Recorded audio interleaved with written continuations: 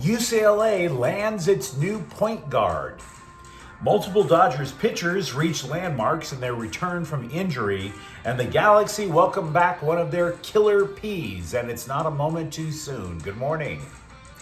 I'm James. This is your daily dose of sports and snark for the greatest sports city in the world, Los Angeles. This is the faithful Angelenos morning report. So it is March 29, 2025. Welcome back to the sanctum sanctorum of LA sports. Do you like being in the know about LA? Well, clickety-clack the like button. Clickety-clack the subscribe button.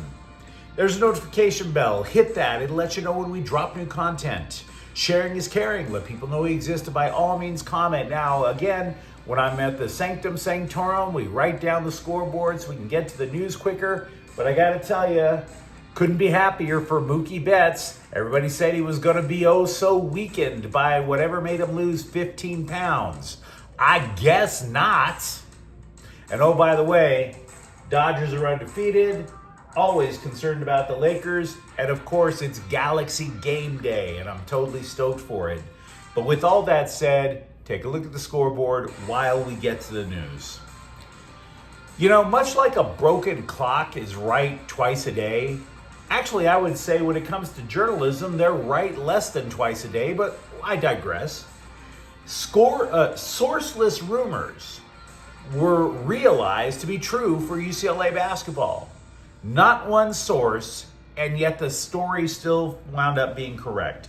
Former five-star recruit Donovan Dent, who originally wanted to go to UCLA, but he went to New Mexico because Mick Cronin was committed to Dylan Andrews. Well, Dent is leaving the land of enchanting blue meth to return to SoCal and play for the Bruins. And it's a hell of an addition. Absolutely.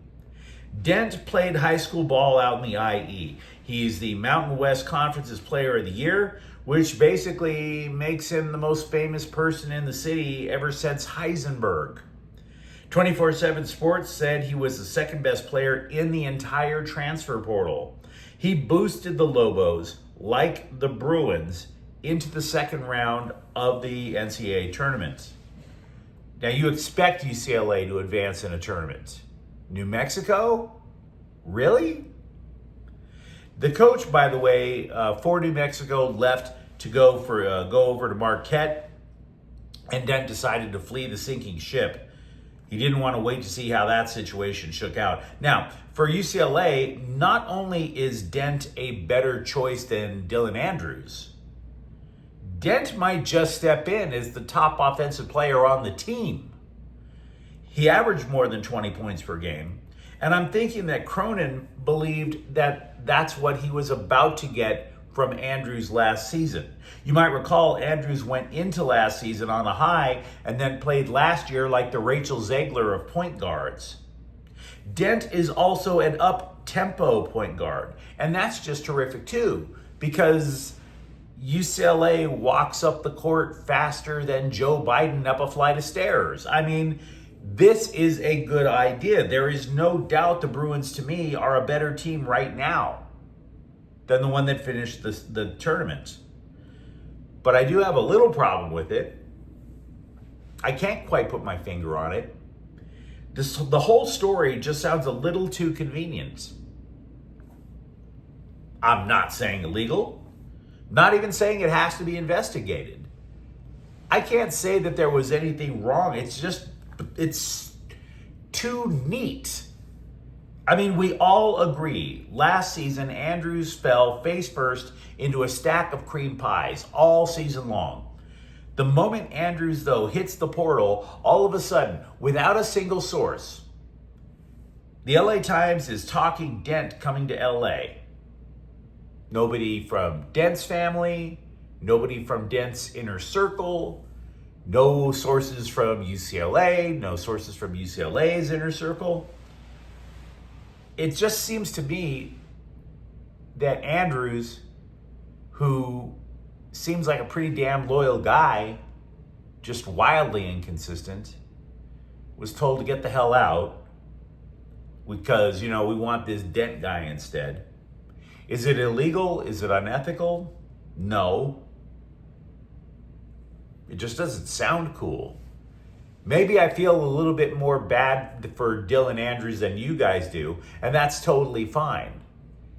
Again, UCLA is a better team now than it was at the end of the season. So you should be happy. There's just something about it that just seems a little off. I wish I could be more precise about it. If you're a UCLA fan, tell me how overjoyed you are. Told you get a chance to crow this morning, absolutely. Tony Gonsolin faced live batters in a bullpen sesh Friday out at Dodger Stadium. So did reliever Evan Phillips. Phillips has thrown 4 bullpen sessions, so he is way closer to returning from a rotator cuff problem that he had last year. But everyone was paying closer attention to Gonsolin for a couple of reasons. One, Gonsolin was an all-star pitcher who had to undergo Tommy John surgery. Then the other reason is he shaved off that triumphant mop he has. He is more clean-shaven than Edward Norton in American X. Just very jarring new look. Meanwhile, Clayton Kershaw is going to throw a sesh today. So multiple Dodgers pitchers making critical steps in their return from injury.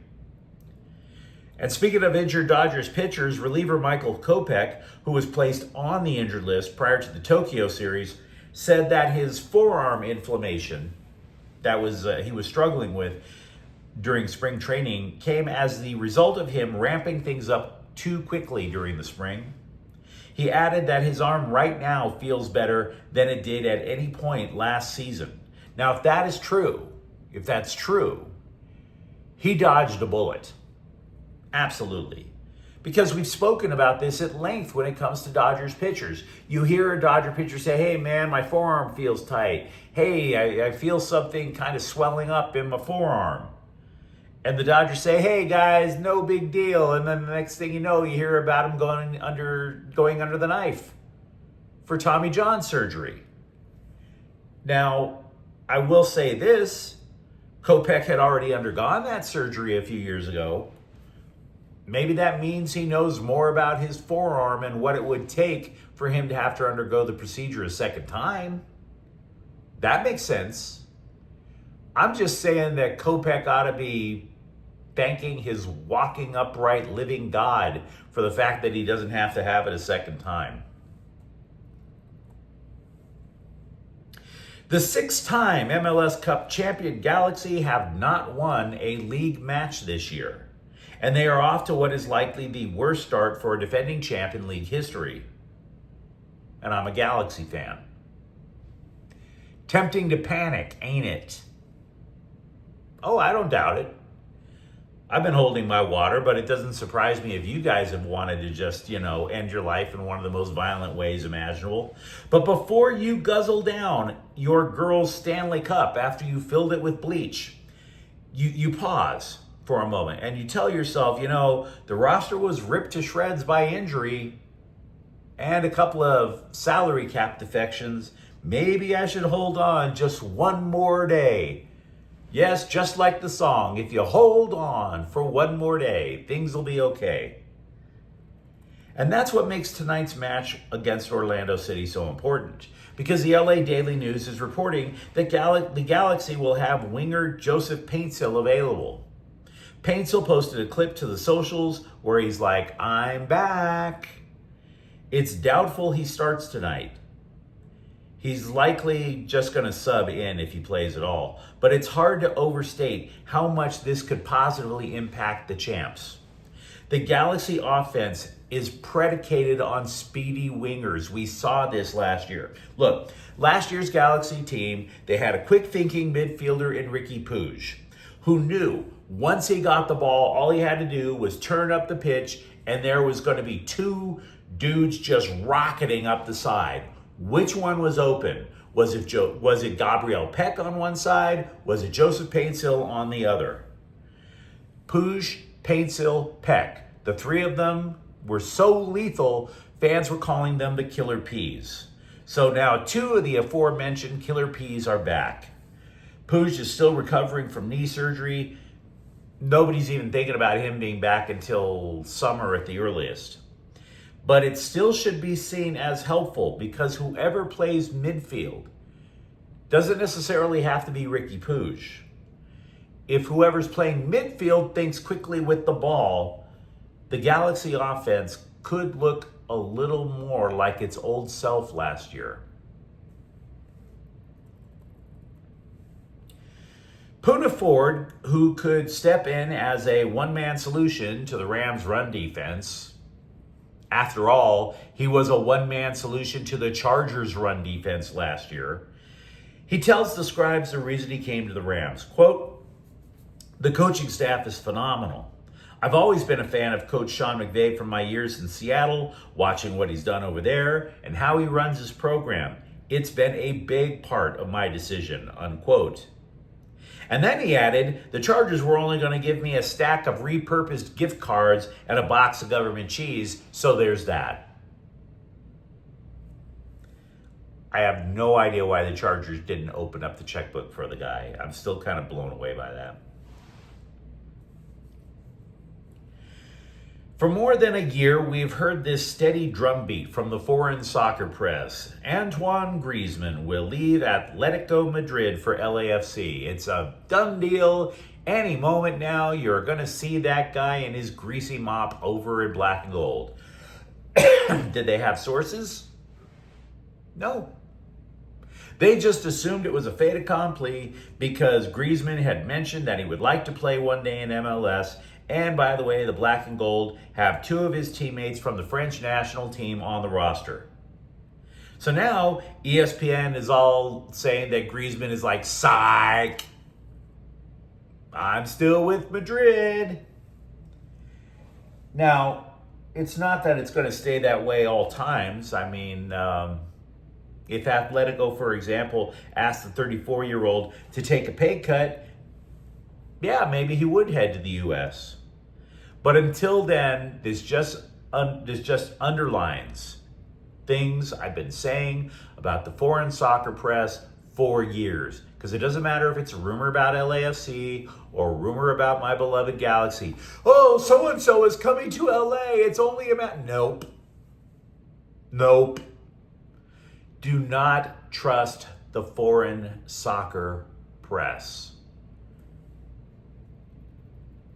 More irresponsible than anything you could see on cable TV. If anybody even has cable TV anymore. But you let me know what you think in the comments thread. If you're a UCLA fan, how excited are you about getting Donovan Dent as your new point guard?